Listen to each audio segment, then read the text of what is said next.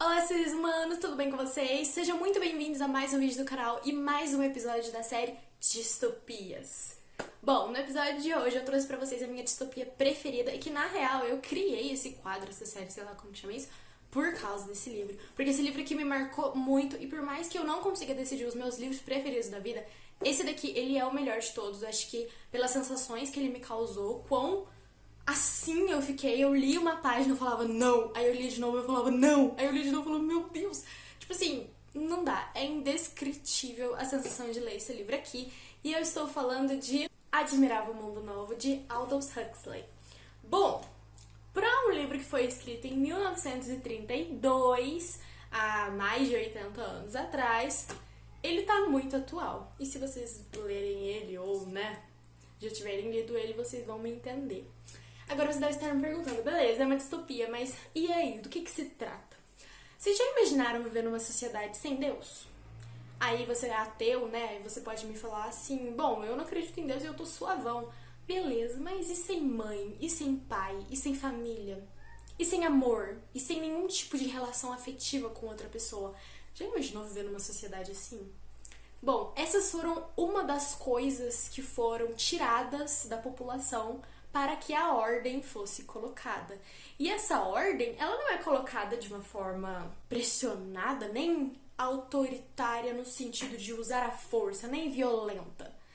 Aqui, todas essas coisas são retiradas através da felicidade. Aí agora você deve estar me perguntando, como assim? Você não me falou que não tem mãe, não tem amor, não tem família, não tem nada? Como que pode existir a felicidade? É aí que entra o X da questão. A felicidade é sintética. Os filhos são sintéticos, é tudo sintético, não existe mais nada real, se por assim dizer. Admirável Mundo Novo, eu acho que é a obra distópica mais surpreendente que tem. Não tem como você ler e sair ileso dessa leitura. Eu não saí ileso dessa leitura, eu li há mais de um ano e até hoje esse livro me perturba muito e ao mesmo tempo dá vontade de ler de novo. Eu tava revendo algumas páginas aqui que eu marquei na época que eu li e eu percebi que, assim, os mesmos sentimentos que eu tive naquela época eu tô tendo agora de novo. Então, assim, é um livro completamente atemporal, se não a melhor distopia dos tempos modernos. Então, assim, se você tá começando esse vídeo e você tá pensando em ler esse livro, eu já te digo que você precisa ler esse livro, porque eu acho que todas as pessoas do mundo precisam ler esse livro. Na sociedade de Admirável Mundo Novo, não existe o eu. Não existe eu, Maria Vitória, pessoa, indivíduo próprio, com vontades próprias, com quereres próprios. Não, não existe isso. Existe nós, a nossa classe. E é aí que entra uma característica fundamental desse livro aqui, que é a separação por castas ou por classe. A nossa divisão aqui é em alfa, beta, gama, delta e y. E como assim? Bom, mas antes de tudo eu preciso explicar pra vocês de onde vêm os bebês. E não, nós não iremos entrar numa aula de biologia. Iremos entrar nessa realidade completamente doida, que não é tão doida assim porque existe de verdade, de Admirável Mundo Novo. O que acontece? Aqui os bebês, eles não são gerados na barriga da mãe, porque como eu disse pra vocês, não existe mãe. A fertilização aqui é totalmente in vitro. Os bebês, eles são fecundados num vidrinho, literalmente, e aí eles vão sendo cultivados, eles têm pseudo-sangue, que nem é sangue de verdade, eles recebem alimentação, recebem oxigênio, vão crescendo, crescendo, crescendo, crescendo, até ser um indivíduo. Mas aí eu pergunto, como que eles vão separar as classes se eles vão gerar tudo assim, né? Depois, como que essa classe é separada? As classes são separadas enquanto o bebê ainda é um embrião, enquanto nem é um bebê ainda. O que acontece? A classe alfa, que é a mais elite de todas, que é a mais top dos tops dos tops, que são literalmente quem vão comandar todo mundo, eles recebem os melhores oxigênios, nem sei se dá pra falar isso, mas a melhor comida, eles são totalmente monitorados, eles são feitos com muito cuidado. Os alfas são feitos de pouquinho em pouquinho, porque você não precisa de muitos líderes. Alguns líderes aqui, são pessoas com um intelecto muito desenvolvido, são pessoas altas, extremamente bonitas, enfim, eles são os melhores dos melhores.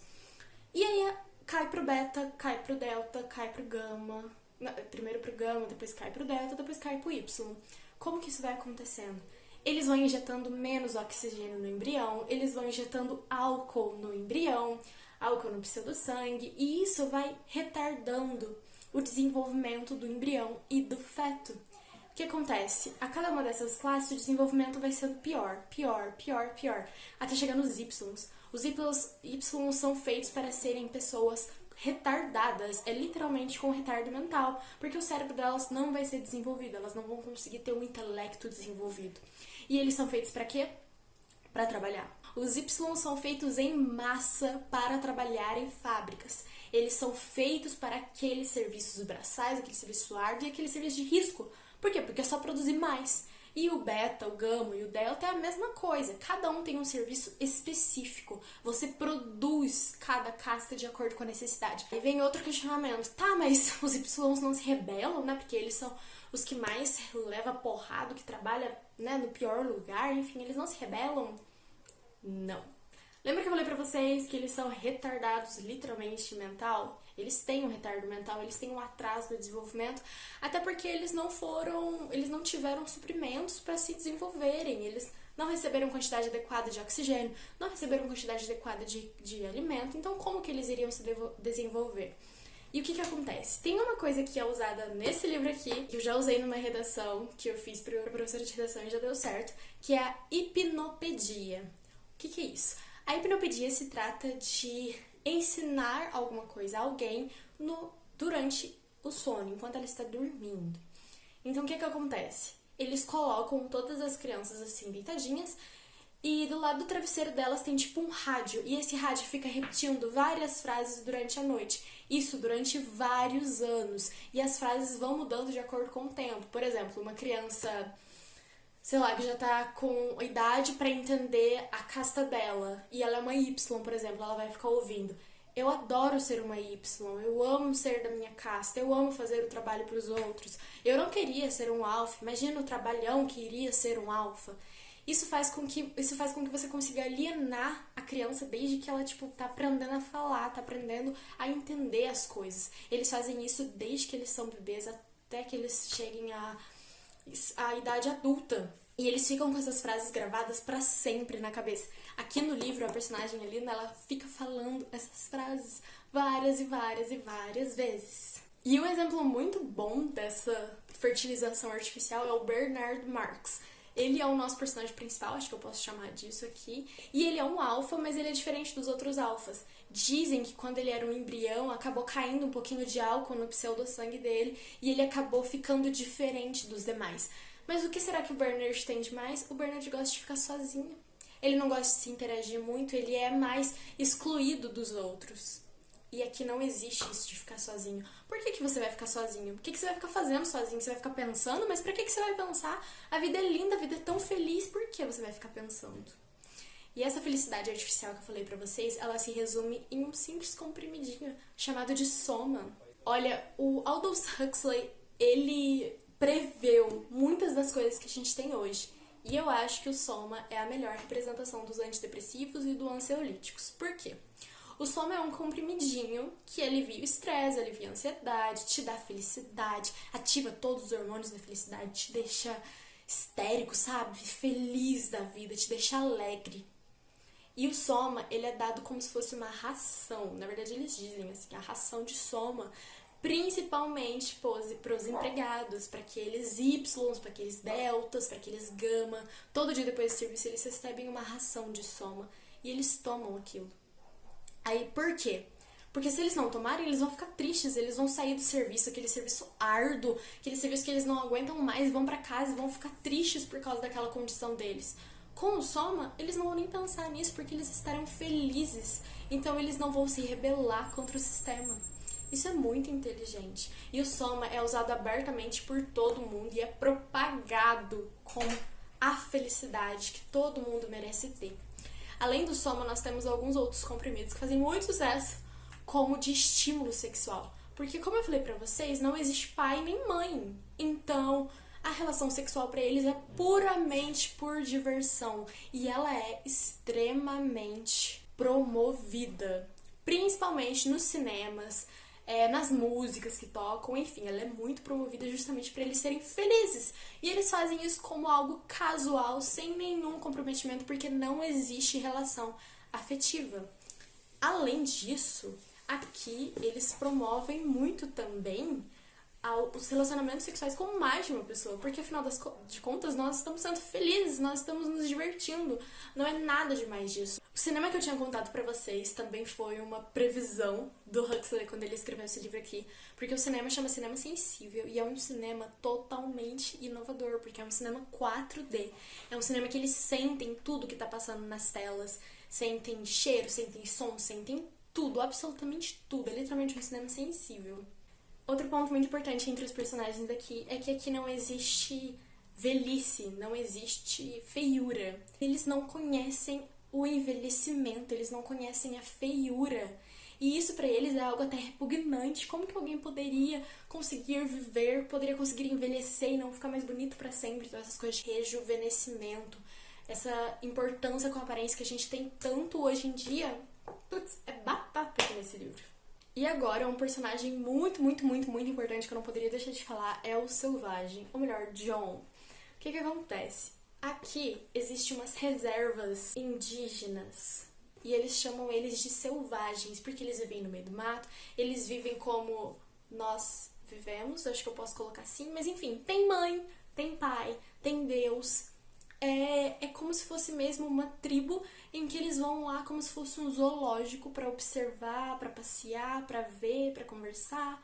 E aí nisso, esse nosso personagem, o Bernard, ele conhece o Selvagem e a Linda, a mãe dele, que ela fazia parte dessa sociedade aqui ultramoderna, do mundo novo, mas ela acabou ficando lá, acabou engravidando e ela teve que ficar no meio dos selvagens e teve o filho dela, o John, lá. A Linda, ela foi renegada também por ter engravidado, porque ela não existe isso de engravidar. Existem os métodos contraceptivos que todas as mulheres seguem e elas ficam ouvindo na hipnopedia tudo que elas têm que fazer desde novinhas. Então isso foi uma rebeldia da parte dela ter engravidado. E a Linda, ela está velha, porque ela não está tomando mais soma, ela não está tomando mais nenhuma pílula. E quando eles veem ela velha e feia, e eles descrevem ela como gorda, cheia de pelancas, assim, a pele toda enrugada, eles tratam como se ela fosse um monstro. E o Selvagem, ao se deparar com essa realidade meio doida daqui, ele se revolta, ele não consegue acreditar que as pessoas conseguem viver desse jeito, e tem uma hora que ele pega a ração de soma de um bando de trabalhador e pega deles e foge, joga pro ar. O povo fica doido de tão alienado naquilo, de tão viciado naquilo, eles não conseguem viver sem o soma. Tipo, é uma pílula, é um remedinho. Sabe os antidepressivos que viciam quando você toma sem prescrição médica? Pois é. Outra coisa muito importante também é a relação que eles têm com a morte, porque aqui a morte é algo passageiro, é algo normal. As pessoas morrem, é um ciclo da vida e isso acontece sempre.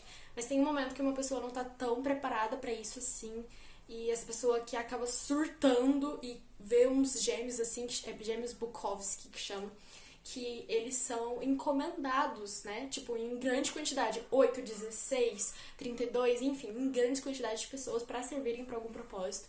E isso é muito revoltante.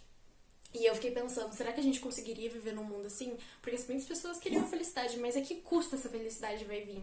Tem uma parte aqui que tá até marcada, que o administrador fala pra eles que tudo isso que eles renegaram, tudo isso que não existe mais, foi o preço que eles tiveram que pagar pela estabilidade. Porque eles mantêm as pessoas felizes, eles mantêm as pessoas em ordem. Então, abdicar de tudo isso foi necessário para que a ordem se mantesse. E será que mesmo que vale a pena viver desse jeito? Se é que isso pode se chamar de viver? E tem uma frase maravilhosa, que eu tenho até uma foto no meu Instagram com ela, que o administrador fala pro Selvagem: Deus no cofre e forge nas estantes. Por quê? Porque Deus não existe, todas as bíblias foram banidas, todas as formas de culto a deuses foram banidas, mas existe o Ford, aquele Ford do Fordismo e tal. Eles cultuam ele pela forma dele de produzir carros, porque é a mesma forma que eles produzem vidas. As vidas são feitas por encomendas e feitas em grande escala, se necessário. Então eles cultuam ao grande Ford, tanto que eles falam depois de Ford.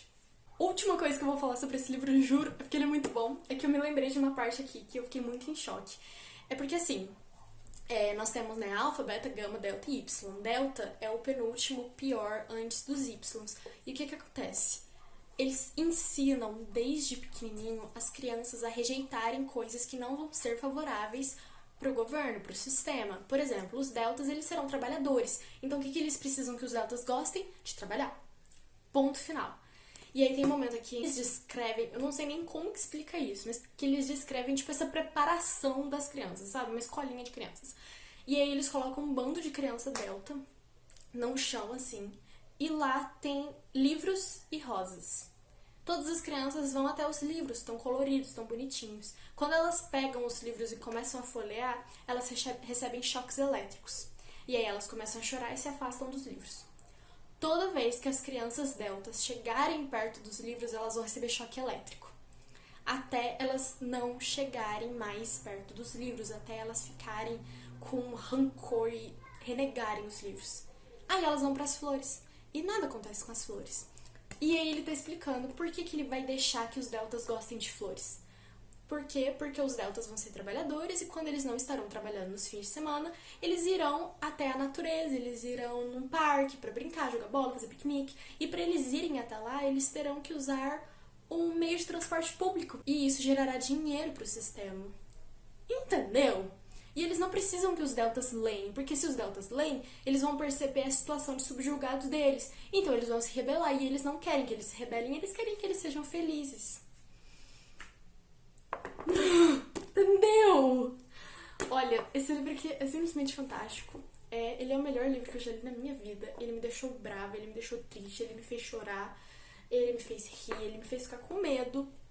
Mas ele é simplesmente fantástico. Eu não contei o spoiler do final, porque ia ser muita sacanagem minha, mas eu espero muito que vocês leiam o final, porque o final é majestoso e não tem o que eu falar dele. Eu tentei falar das partes mais importantes, que eu mais fiquei assim. E esse daqui, que vocês estão vendo o menino saindo, acho que dá pra falar que é justamente o Bernard, por ele se rebelar por tudo isso, mas também dá pra colocar como selvagem por ele renegar toda essa sociedade. Mas enfim, eu espero muito que vocês tenham gostado. Essa edição aqui é a coisa mais linda do mundo, é da Biblioteca Azul, da Editora Globo. Ela é muito bonita aqui por dentro, olha. Eu gosto muito dela, ela tem um prefácio muito bom. Não foi essa edição que eu li uma outra edição da Editora Globo também, que uma amiga minha me emprestou. Ela leu e ela ficava revoltada com aquilo, ela falava pra mim, você precisa ler. Eu li, Amanda, muito obrigada por ter me mostrado esse livro aqui. Eu surtei lendo ele. Surtei com cada página, mas valeu muito a pena. Porque é o melhor livro que existe na face da Terra. E eu preciso que todas as pessoas leiam ele. Pra gente poder discutir, poder pirar com ele. Se você está me assistindo, por favor, vá ler esse livro. E também não se esqueça de se inscrever no canal, de dar um like nesse vídeo, porque... Olha, eu tô muito emocionada gravando isso. E não se esqueça de compartilhar com seus amigos esse vídeo. E ativar o sininho de lembretes pra você não perder nenhum livro que eu irei comentar aqui. Porque, olha, tem livro bom pra caramba pra gente falar. E esse foi só o segundo das distopias. E distopias é um dos meus gêneros favoritos. Então, assim, vai vir muita coisa boa. Espero muito que vocês tenham gostado e até a próxima. Tchau!